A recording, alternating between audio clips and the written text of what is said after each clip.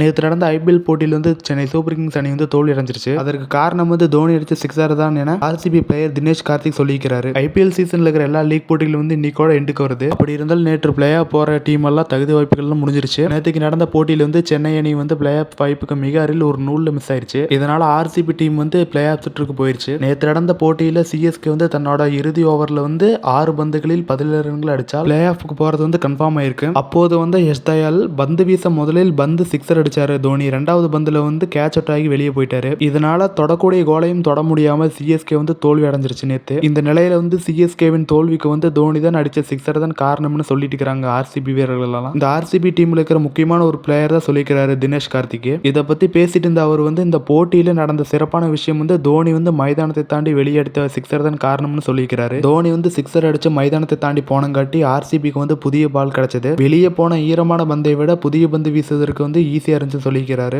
அதுக்கப்புறம் அவர் என்ன சொல்லிக்கிறாருன்னா, இந்த சிஎஸ்கே போட்டியோடு வெளியேறிவிடுவேன் என்று தான் இருந்தேன். இதுதான் வந்து என்னோட கடைசி மேட்சா இருக்குன்னு நினைச்சிட்டு எல்லாத்துக்கும் குட் பை சொல்ல இருந்தேன். ஆனா நடந்த இந்த சம்பவத்தால மேலும் 3 போட்டிகள் விளையாட வேண்டியதா இருக்குன்னு சொல்லிக்கிறாரு. இந்த மாதிரி நிறைய விளையாட்டு செய்திகளை பார்க்கணும்னு நம்ம சேனலை சப்ஸ்கிரைப் பண்ணிக்கங்க.